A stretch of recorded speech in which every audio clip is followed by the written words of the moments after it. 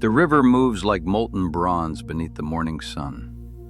Along its banks, the green arteries of Egypt pulse with life. Papyrus reeds, date palms, the geometries of irrigated fields stretching toward infinity. This is the gift of the flood, the annual resurrection. Green surrenders to gold. The valley exhales its last breath of moisture and becomes plateau. Limestone bedrock exposed, ancient and indifferent. The air shimmers. Heat becomes visible. And then, the shock of whiteness. It rises 280 royal Egyptian cubits into the sky. That's 481 feet. A geometric impossibility made stone. The Great Pyramid of Khufu. Not the amber ruin we know, stripped and weathered by 46 centuries. No, this is the pyramid complete. Cased entirely in Tura limestone, polished to mirror brightness, each block fitted so precisely that a blade cannot slip between them. The white giant. It doesn't belong to the desert, it dominates it.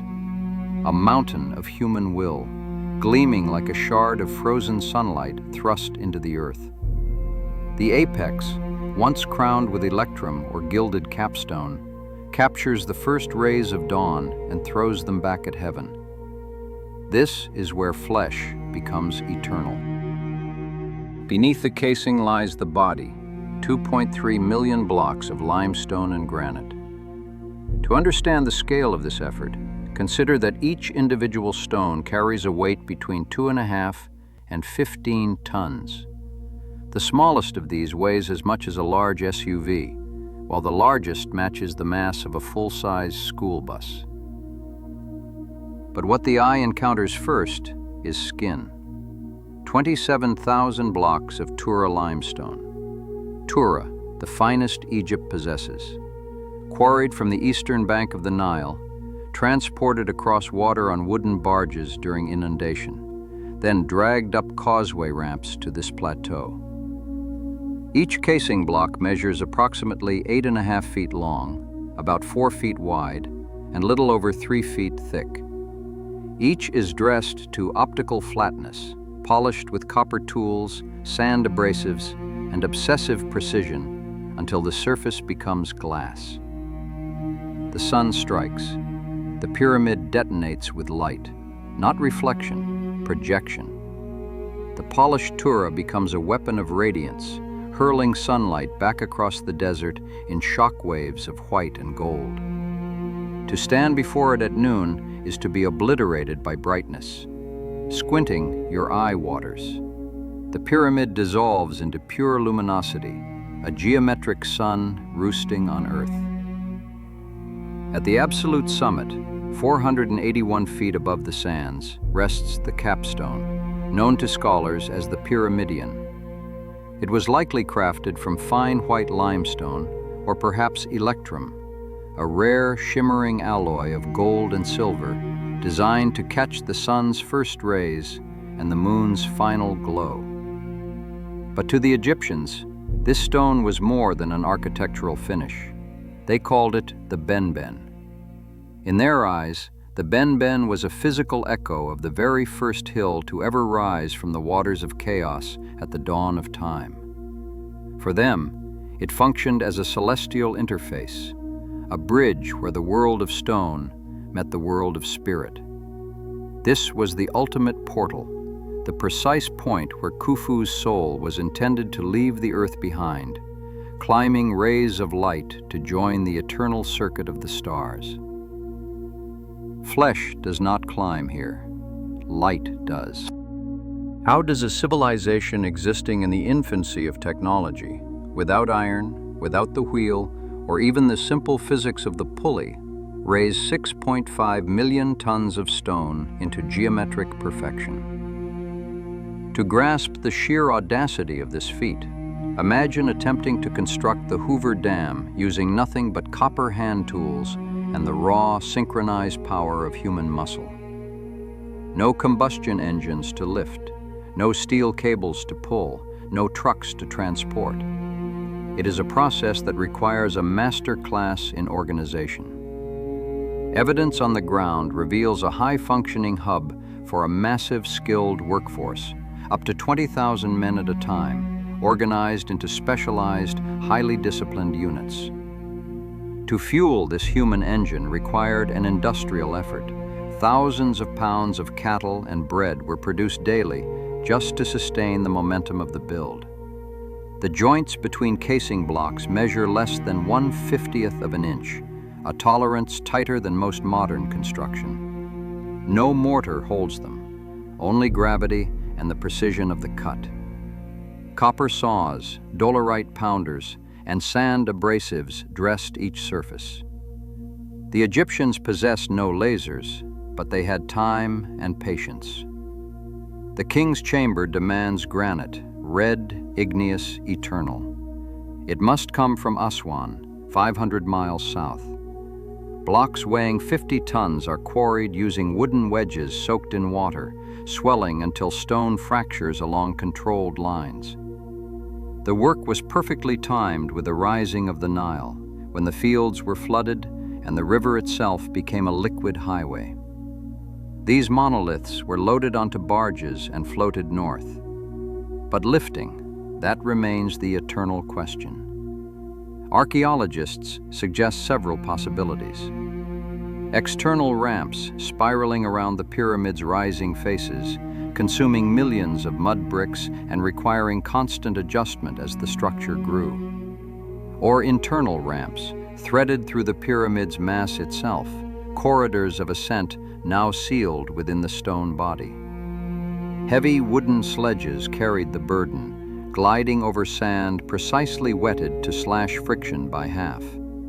Thick, braided papyrus ropes, engineered to withstand tens of thousands of pounds of tension, anchored the stone to a collective human rhythm. Each person was a vital component of a monumental machine, driven by the singular goal of raising the pyramid one block at a time.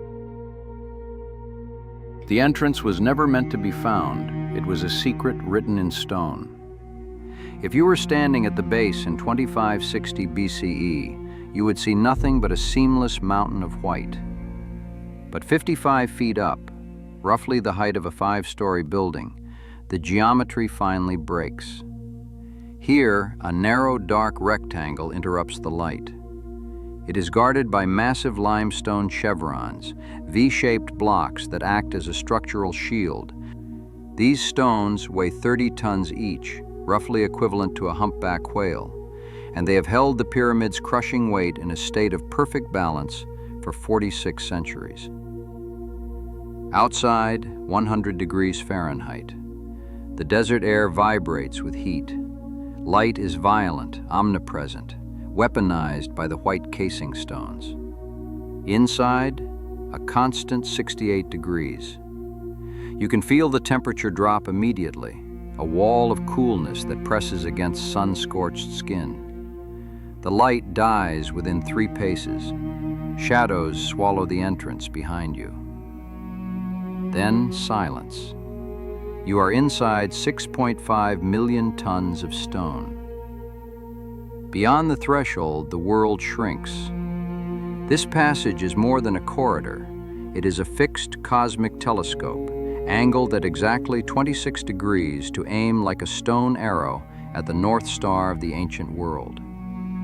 The space is tight and unforgiving, measuring barely 4 feet high, roughly the height of a standard kitchen counter. To move here is to stoop and shuffle. Underfoot, the limestone floor has been worn glass smooth by 4,000 years of footsteps, from the priests who first sealed this tomb to the thieves and explorers who later broke in. The only light comes from flickering linen wick lamps, their flames struggling against a stagnant atmosphere that smells of burnt oil and ancient heat.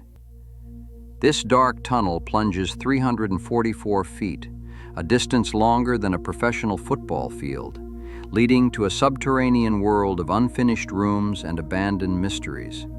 But the true path to the heart of the giant lies elsewhere. Here, the passage splits. The descent continues into darkness and incompletion. But upward, a second passage rises at the same 26-degree angle, climbing back into the pyramid's body. The ascending passage. The passage narrows the world to stone and breath.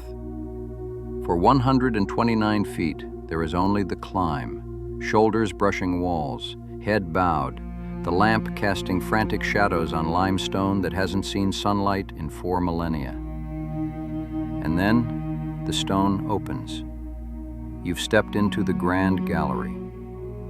The space explodes upward, rising 28 feet, nearly the height of a 3-story building, and stretching 153 feet long. It is a masterpiece of impossible geometry. The walls do not simply rise, they corbel, climbing in 7 overlapping tiers. Each course of stone projects inward by exactly 3 inches, narrowing the ceiling until it becomes a sliver of darkness.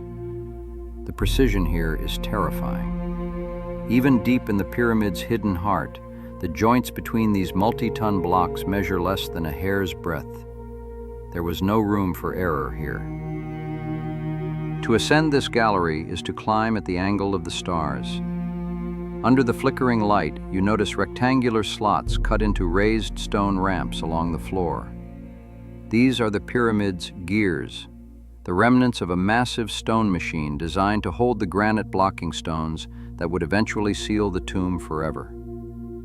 You are beneath 2.3 million blocks of stone. Above your head sits a vertical mountain of rock, 200 feet high, pressing down with the weight of an empire. Ahead, the gallery reaches its summit, leading to a stone mouth that swallows the light. The king's chamber waits. Crouching through the final low stone portal, the world shifts. The pale limestone of the passages vanishes, replaced by a sudden, visceral darkness. This is red granite, crystalline and impossibly hard. The chamber is profoundly bare. In an age where we expect every inch of history to be covered in writing, here, nothingness is the only inscription. There are no hieroglyphs, no paintings. Only the raw power of the stone. At the western end sits the sarcophagus. It is a lidless stone vessel, roughly the size of a modern refrigerator lying on its side.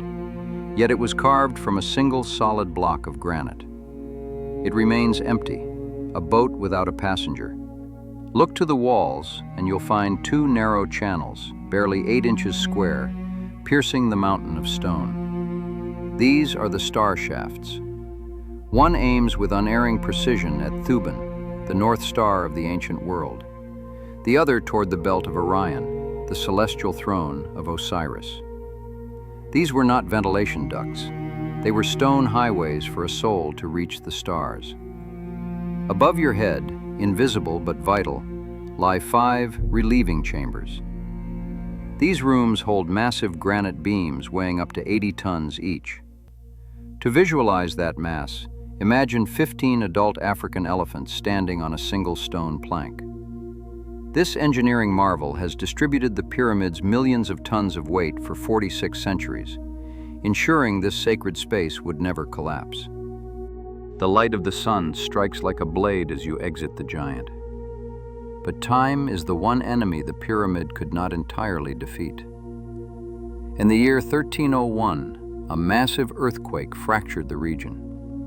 The medieval builders of Cairo saw the Giza Plateau not as a sacred site, but as a quarry of ready-made stone. Century by century, the white giant was flayed.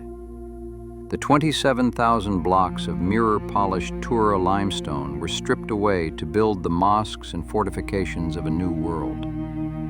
The golden capstone vanished first, melted down and lost to history.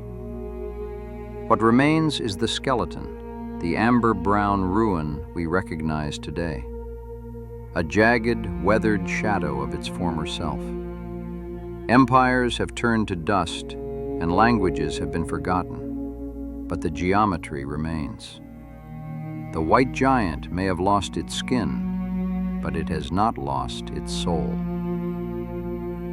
Thank you for joining the journey. Subscribe to see where and when we travel next.